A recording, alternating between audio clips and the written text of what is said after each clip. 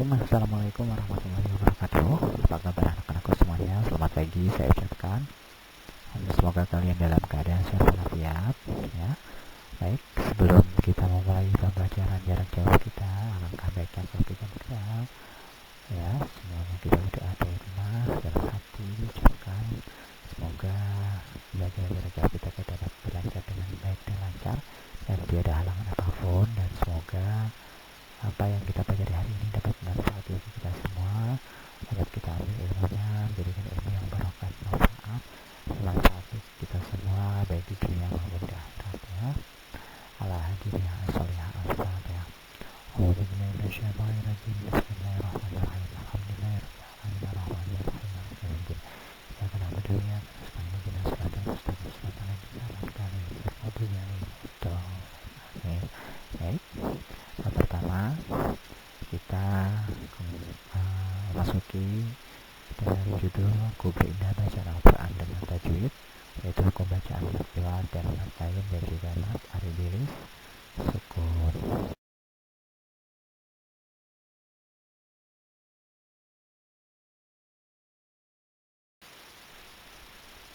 Ya, kemarin kita sudah membahas tentang mengenal hukum tajwid, dan kita sudah membahas pengertian hukum tajwid dari segi bahasa, dari segi istilah ya. Tajwid menurut bahasa artinya adalah membaguskan, sedangkan menurut istilah adalah mengeluarkan setiap huruf dari tempat keluarnya dengan memberikan hak dan mustahaknya ya. Kita review kembali sedikit yang salah untuk mengingat pelajaran seminggu yang lalu. Semoga kalian masih ingat ya, sebelum kita melanjutkan pembelajaran selanjutnya dan mempelajari selanjutnya. Oke, kita lanjut lagi.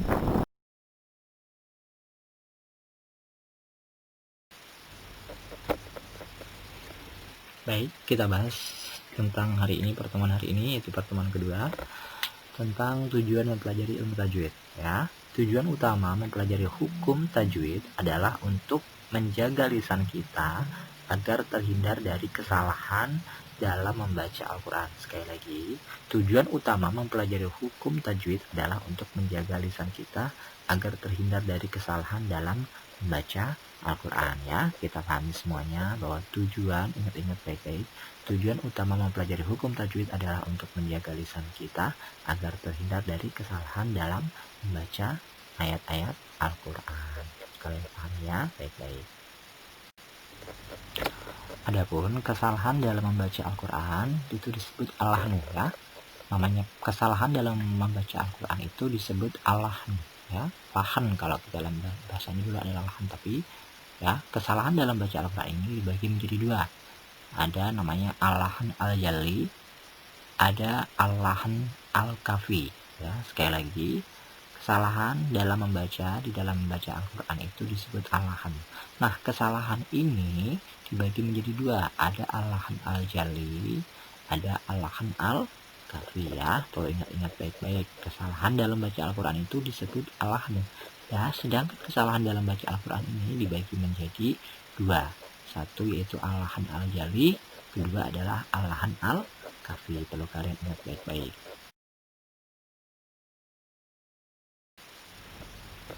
Baik, tadi saya sebutkan kesalahan dalam baca Al-Quran itu disebut al-lahan, dan itu dibagi menjadi dua. Pertama adalah al-lahan al-jali. Apa itu al-lahan al-jali? Al-lahan al-jali adalah kesalahan yang terjadi ketika membaca lafaz-lafaz dalam Al-Quran, baik yang dapat merubah makna atau tidak. Contohnya seperti apa?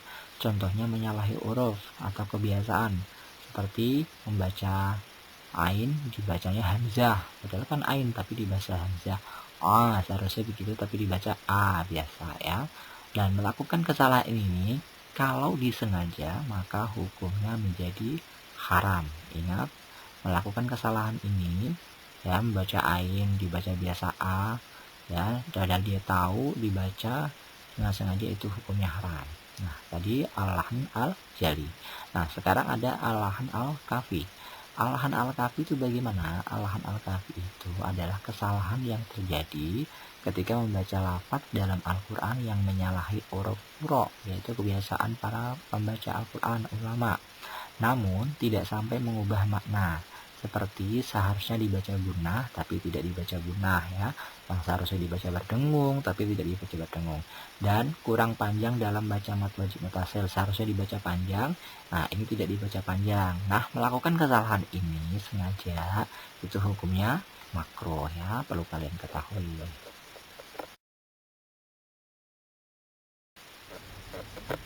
Baik, selanjutnya tingkatan-tingkatan dalam baca Al-Quran. Tingkatan bacaan Al-Quran yang diakui ulama qiraah atau ulama qiraah ada 4 macam. Antara lain adalah sebagai berikut. Satu adalah at-tahqiq ya. Yang kedua adalah at-tartil dan yang ketiga adalah at-tadwir. Yang keempat adalah al-hadar. Jadi tingkatan-tingkatan dalam baca Al-Quran yang diakui oleh ulama qiraah ada 4 macam, yaitu at-tahqiq, at-tartil, at-tadwir, dan al-hadar. Kalian ingat-ingat baik-baik ya. Apa itu pengertian dari at-tahqiq? Ya, at-tahqiq adalah bacaan Al-Quran yang sangat lembut dan bertajwid ya. Dibacanya sangat lembut, bacaan yang lembut ya, dan tapi bertajwid. Biasanya digunakan untuk mengajarkan Al-Quran dengan baik dan benar, yaitu dengan sempurna. Jadi sangat teliti sekali tahqiq ya, lembut tapi tetap memakai tajwidnya. Ini biasanya digunakan untuk mengajar pertama kali dengan baik dan benar, teliti banget pokoknya ya. Jadi nggak gerusa-gerusu, nggak cepat-cepat, jadi bacaan Al-Qurannya lembut tapi tetap memakai tajwid. Nah, ini biasanya digunakan untuk mengajarkan Al-Quran dengan baik dan benar, yaitu dengan sempurna. Itu namanya adalah tingkatan dalam baca Al-Quran, yaitu namanya tingkatan at-tahqiq ya. Nah, yang kedua adalah at-tartil. At-tartil itu bacaan lambat dan bertajwid. Kalau tartil itu bacaannya lambat ya, kalau at-tahqiq kan lembut. Nah, kalau tartil itu lambat dan bertajwid, sama tetap bertajwid. Bacaan ini merupakan bacaan yang paling bagus. Kenapa kok dibilang bagus? Ya, karena sesuai dengan bacaan Al-Quran saat pertama kali diturunkan. Saat pertama kali diturunkan bacaannya seperti ini ya, lambat tapi bertajwid, enak gitu jadinya ya. Jadi lambat tapi pakai tajwid. Jadi ini sesuai dengan bacaan Al-Quran saat pertama kali diturunkan. Itu namanya at-tartil.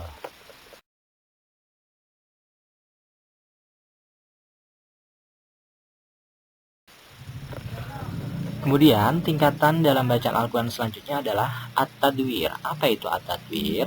At-tadwir adalah bacaan yang tidak terlalu cepat dan tidak terlalu lambat ya. Jadi at-tadwir adalah bacaan yang tidak terlalu cepat dan tidak terlalu lambat, yakni pertengahan antara al-hadar dan at-tartil, tapi tetap saja memakai juga kaidah tajwid ya. Jadi sekali lagi, at-tadwir adalah bacaan yang tidak terlalu cepat dan tidak terlalu lambat, yakni pertengahan antara al-hadar dan at-tartil, tapi tetap memakai ilmu tajwid. Sedangkan al-hadar bacaan yang dilakukan dengan tingkatan paling cepat. Nah, kalau al-hadar ini adalah bacaan Al-Quran yang dilakukan dengan tingkatan paling cepat, namun tetap pakai mempraktekkan ilmu tajwid ya. Kaidah-kaidah tajwidnya tetap diperhatikan walaupun bacaannya cepat. Nah, itu namanya adalah al-hadar ya.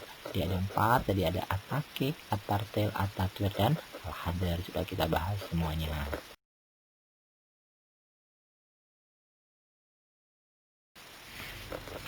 Sekarang kita masuk dalam pembahasan adab dalam baca Al-Quran. Sebelum baca Al-Quran, kalian juga harus memahami dan mempraktekkan terlebih dahulu adab-adab dalam membaca Al-Quran.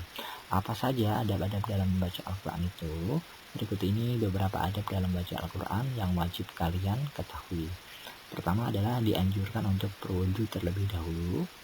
Yang kedua, membaca Al-Quran harus di tempat yang suci. Yang ketiga, dibaca dengan rasa khusyuk, tenang, tertib, dan niatan yang ikhlas. Kemudian diawali dengan bacaan isti'azah dan basmalah. Yang terakhir, membaca Al-Quran dengan suara yang merdu ya. Jadi pertama kita bahas adalah dianjurkan untuk berwudu terlebih dahulu. Kenapa? Ketika keinginan membaca Al-Quran harus berwudu terlebih dahulu bagi yang punya hadas kecil dan mandi jika punya hadas besar. Jadi Al-Quran itu tidak boleh disentuh seseorang kecuali dia telah dalam keadaan suci dengan mandi dan wudu. Itu adalah dianjurkan untuk berwudu terlebih dahulu. Nah, kemudian membaca Al-Quran juga di tempat yang suci. Membaca Al-Quran di tempat suci yang bersih, baik di rumah, musola maupun masjid. Tapi yang bersih tidak hanya bersih secara hisiah, tidak secara kasat mata saja. Misalnya tidak terkena najis, tetapi juga bersih dalam arti maknawiyah. Bagaimana maksudnya? Al-Quran dibaca di tempat yang suci dan terhindar dari tempat-tempat maksiat, sehingga kita sebagai pembaca tidak mencampur adukan antara perbuatan baik dan perbuatan yang tidak baik, yaitu perbuatan yang batil. Jadi tidak diaduk-aduk gitu loh, nggak dicampur lah ya bahasanya. Harus tempat secara hisi juga harus secara maknawi sucinya ya. Kemudian yang ketiga adalah dibaca dengan rasa khusyuk, tenang, tertib, dan niatan yang ikhlas. Hal ini dapat ditempuh dengan berbagai cara, yaitu menyucikan hadas terlebih dahulu, kemudian bersiwak untuk membersihkan gigi. Kalau nggak ada siwak ya, pakai pasta gigi, gosok gigi. Nah ya, membaca seakan-akan Allah itu melihat kita, melihat apa yang kita baca ya. Yang dibaca ini sesuai dengan ketentuan tajwidnya, tidak tergesa-gesa, tidak terlalu menggeraskan suara. Agar apa? Agar supaya tidak mengganggu orang lain atau orang yang sedang salat. Oleh karena itu, kalau mengganggu orang yang salat wajib, maka bacaannya menjadi haram. Sebab sesuatu yang sunnah tidak boleh mempengaruhi yang wajib. Nah, itu didengarkan. Jika berniat membaca Al-Quran, maka tidak boleh karena rasa riya, yaitu rasa pamer. Nggak boleh baca Al-Quran karena pamer. Dan memikirkan aktivitas lain, nggak boleh. Ya, lagi baca Al-Quran, mikirin yang lain-lain. Ya, hendaknya memperhatikan bacaan dan memahami makna serta menghayati isi kandungannya. Jika dihayati dengan isi kandungannya, lebih pahalanya lebih besar ya. Kemudian adalah diawali dengan bacaan isti'adzah dan basmalah. Apa itu isti'adzah dan bacaan basmalah? Isti'adzah itu ya a'udzubillahi minasyaitonirrajim, itu namanya isti'adzah, ya ta'awudz, dan basmalah agar terhindar dari godaan setan yang terkutuk dan menuju pada perbuatan yang dirindui Allah Subhanahu wa taala. Terlebih lagi makna basmalah yang berarti atas nama perbuatan, atas nama Allah, yang mengandung pengertian bahwa membaca Al-Quran itu semata-mata mewakili Allah Subhanahu wa taala untuk mensyiarkan agama Islam serta mengagungkan nama besar Allah Subhanahu wa taala. Nah, yang terakhir, membaca Al-Quran dengan suara yang merdu. Al-Quran dibaca dengan suara yang merdu dan enak didengar, sehingga dapat menarik minat baca bagi dirinya dan juga pendengar lainnya ya. Nyanyi aja suaranya bagus-bagusin, masa ngaji malah enggak. Bisa mungkin ngaji juga didengarkan supaya kita juga enak bacanya, yang dengar juga enak, tertarik jadinya otomatis ya kan, pengen belajar juga. Nah, demikian yang kita pelajari hari ini, semoga bermanfaat bagi kita semua. Selanjutnya nanti kita pertemuan berikutnya kita belajar tentang hukum bacaan mad dan ilmu tajwid ya. Jadi cukup sekian hari ini, semoga bermanfaat apa yang saya sampaikan hari ini. Wabillahi taufiq wal hidayah. Wassalamualaikum warahmatullahi wabarakatuh.